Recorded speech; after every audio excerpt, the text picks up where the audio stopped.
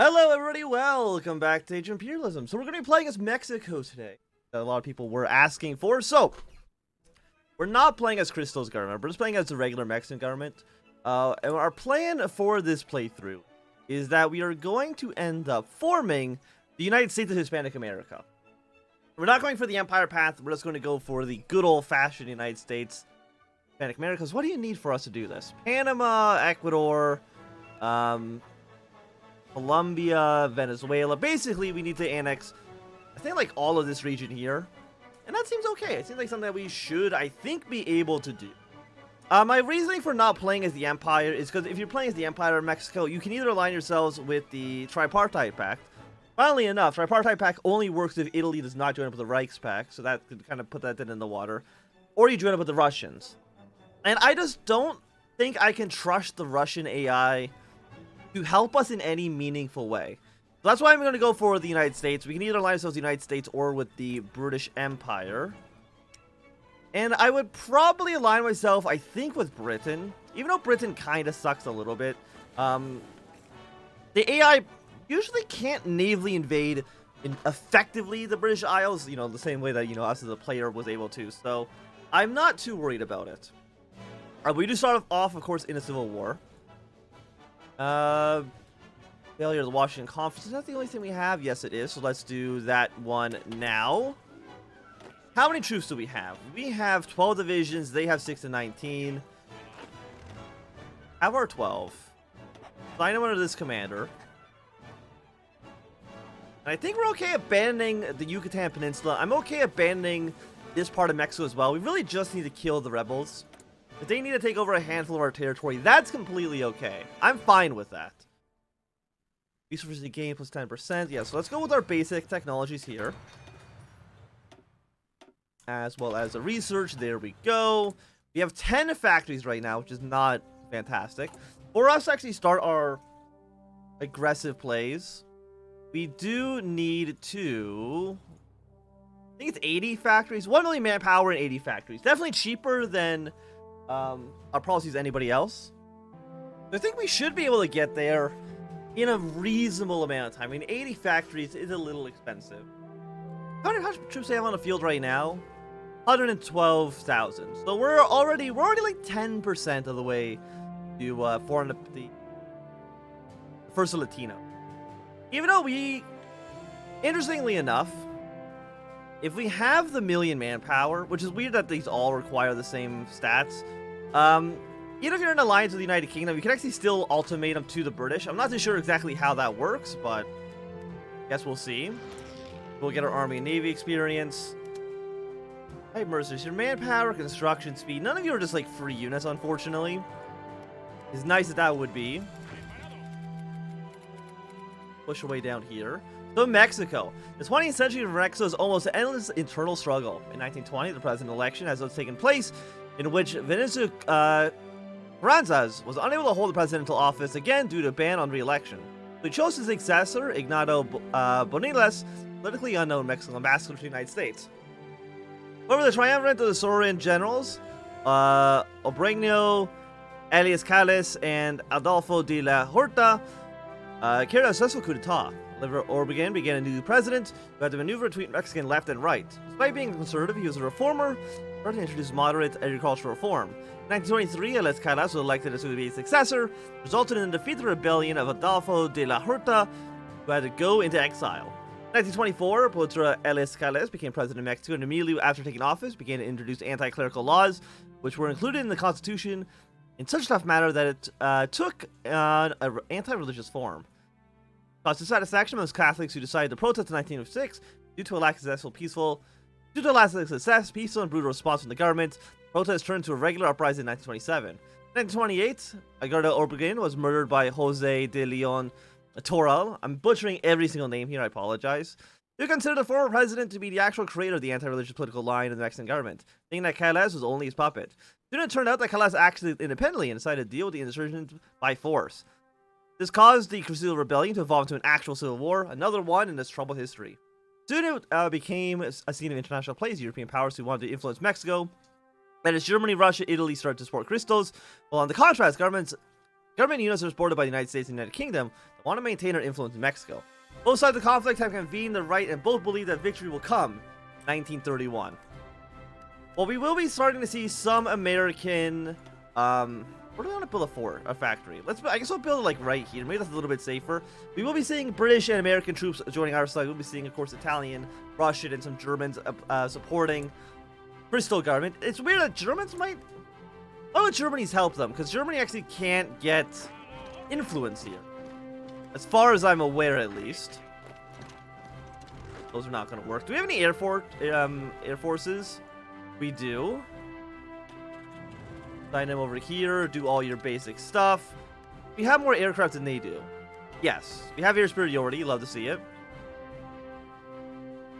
If you're moving your way up north, honestly, abandon everything over there. I'm okay giving this area to the rebels. I'm okay giving this area down south to the rebels. I honestly don't think it's going to matter too much.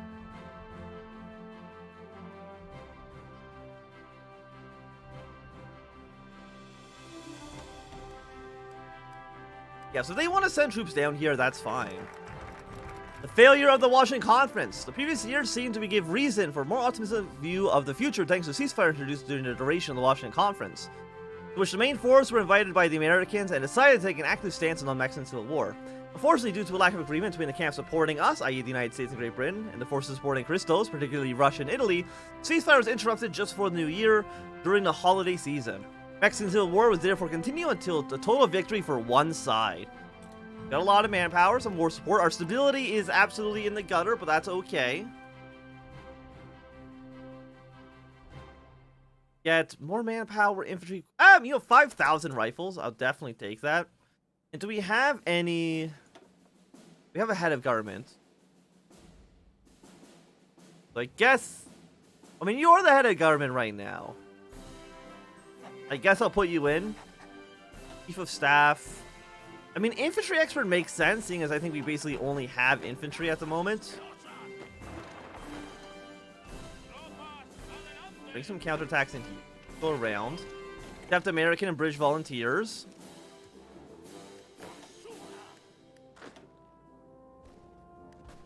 I mean, if you guys were to bring in, for example, maybe some tanks, I think I'd be okay with that.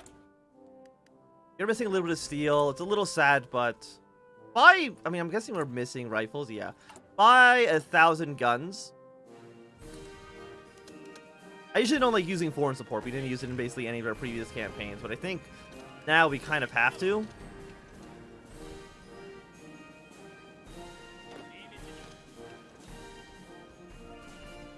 We'll have a small breakthrough here. You can counterattack, you push your way in here. Move your way forward. And I'm assuming soon there will be Italian and Russian forces on the other side of the faction here. We got 5 divisions from the Allies. Excellent. Italy and Russia, of course, have also now started to back them. Small arm contracts, I think it was 5,000 rifles. Motorized. Motorized, I think, doesn't actually do anything. So... guess we'll go for the artillery. I don't think anti-tank's going to do too much here either. Again, yeah, they're going to send troops over in these little areas here. Completely okay.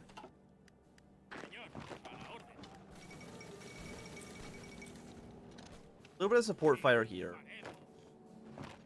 Some support. We actually do have some tanks.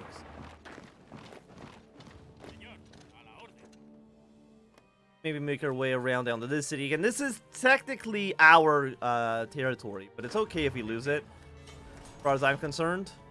Are you Crystal government? Yes, you are. So you want to take that city? Go our way around like this.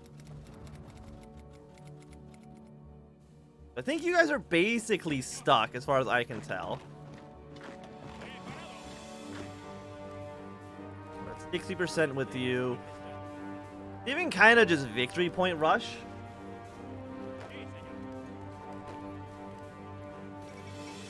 Backlist premiered. Congratulations to them.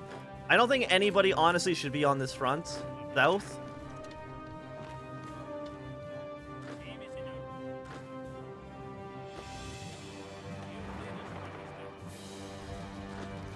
on for a moment. Draw our fallback lines down like this.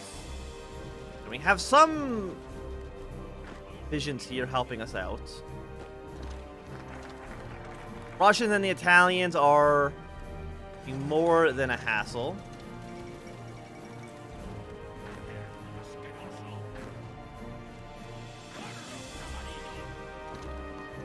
I do need you to kind of survive.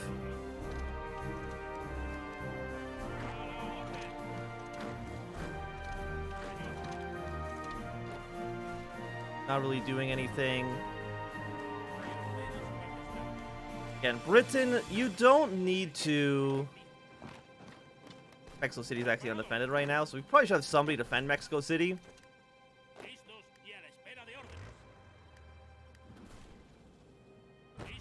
Actually got to surround here. Absolutely lovely.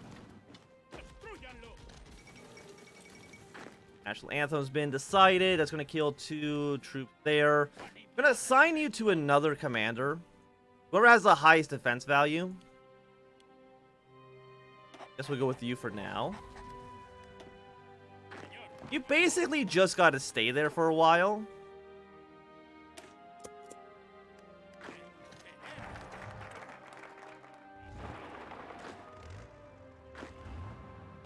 You should be on this front.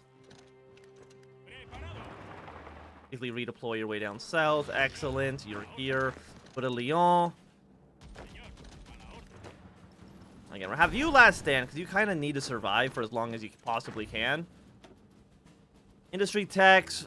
Free fighter. I'll definitely take the fighters for sure. Organization recovery. You know what? 10% defense. I think that's actually okay. Factory repair, division speed, attack. Go with this one. Got them down to 43%. We do need to get down to 5, which is a little expensive for sure.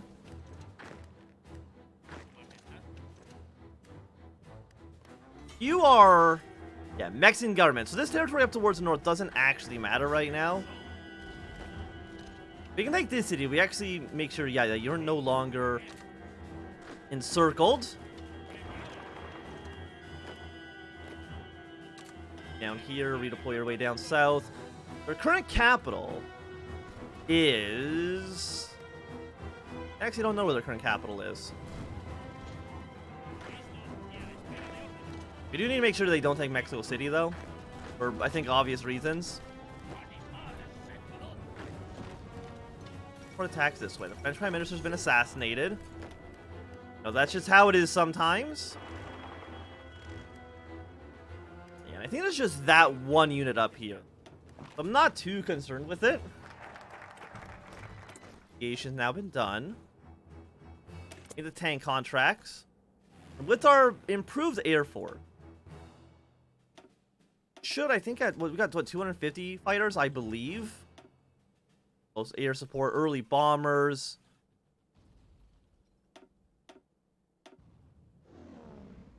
Yeah, you guys can combine.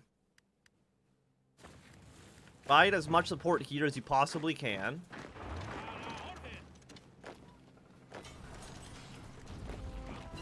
A little bit more fire on you. And even though the Italians and the Russians tried to help these guys out as best as they can, it's not going to actually work out for them. Go for research. Go for infantry equipment. And go for the 1932 rifle as well. Because I think the war, it's close to being over for sure. Mexico's government. I mean, we'll still kind of chase you around. I'm really surprised that's considered your capital, though. Your Mexico's government. Down to 33%. Lyon is worth 10. You are worth 5. There's unrest in Spain, but I don't think that's really a surprise to anybody ever. There's some factories there.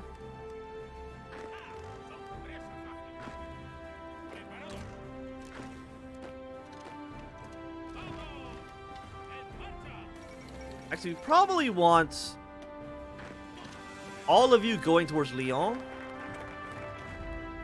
But that should, I believe, be the end of your government.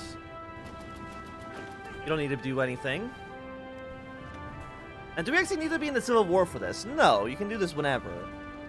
Army experience. I guess we'll just get more free stuff. It's just better than having to pay for stuff, so we'll do that for now. And there we go. We actually got like 5,000 rifles, and honestly, a pretty nice looking Civil War. Crystal's fortress has fallen. By this day, we have finally succeeded in taking the main Crystal's resistance centers, among else the most important one in Gadaharia, by our forces. According to reports received from the front, most rebellion leaders, including General Enrique Rusta, died fighting on the front lines in an unsuccessful attempt to stop our advance. Today, Crystal forces seem to be failing in a state of greater disorganization. Our forces have fewer and fewer problems neutralizing the rebels. We get more stability to our political power. You love to see it.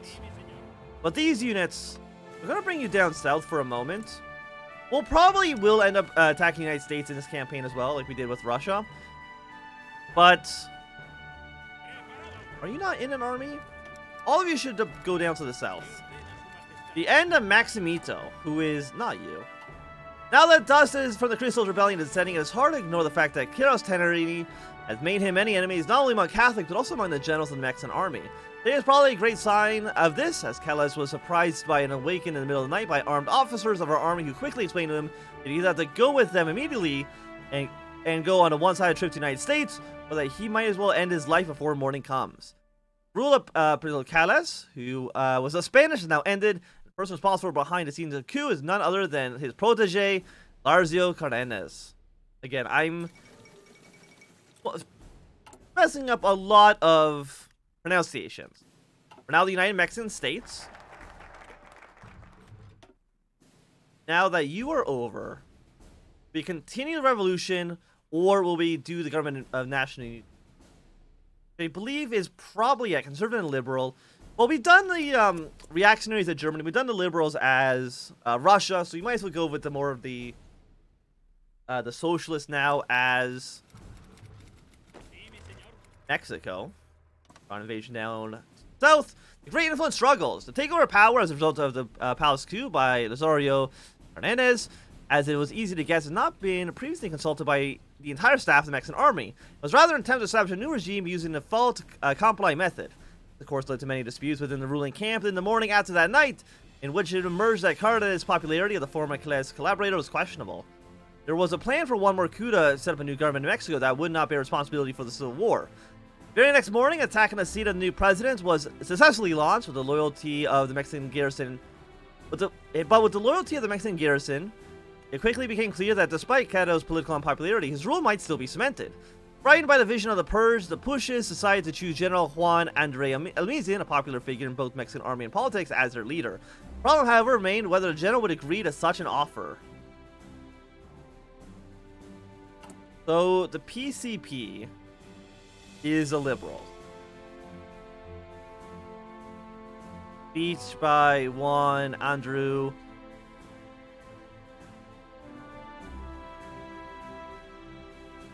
In favor of the government, 500 manpower, losing the level of infrastructure.